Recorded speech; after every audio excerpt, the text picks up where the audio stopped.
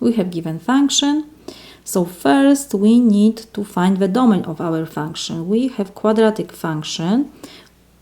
We can rewrite this, will be y equals negative x squared plus 10x plus 1.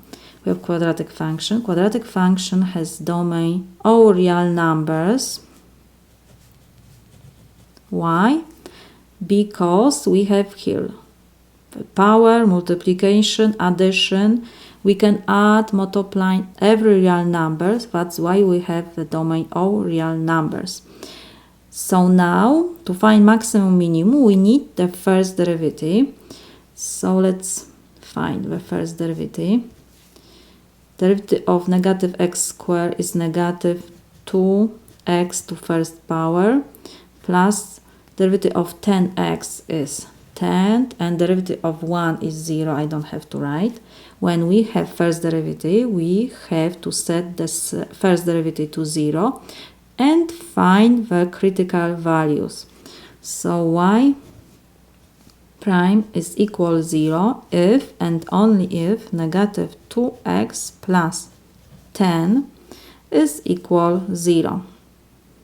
So we have linear equation be 2x equals negative 10. I will divide both sides by negative 2.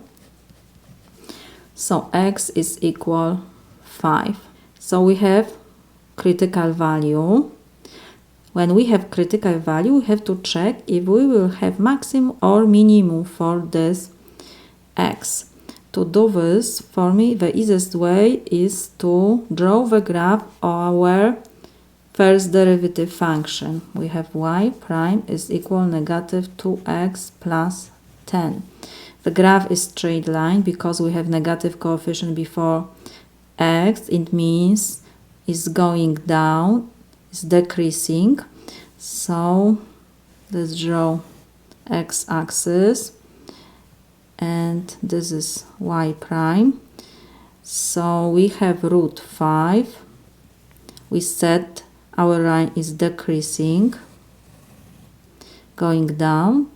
We see that on the right side of 5 we have negative values because this part is under x-axis and this part is above x-axis, so has positive values.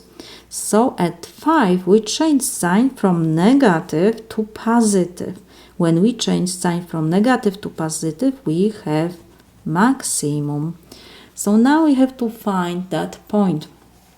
So we have to calculate the value of our y function for 5.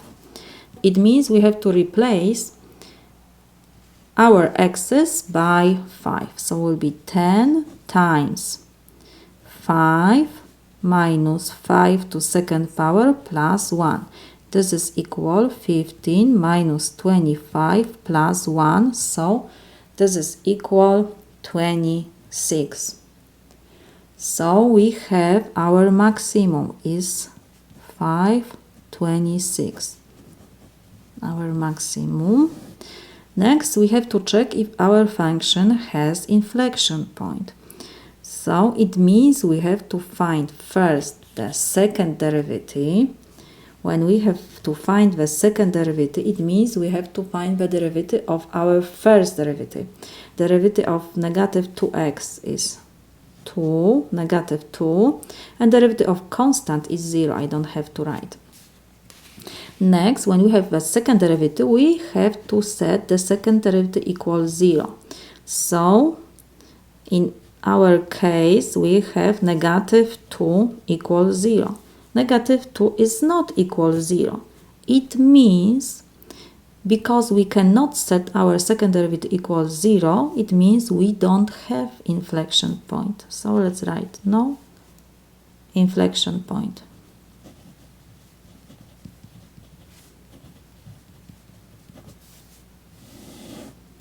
This is my solution.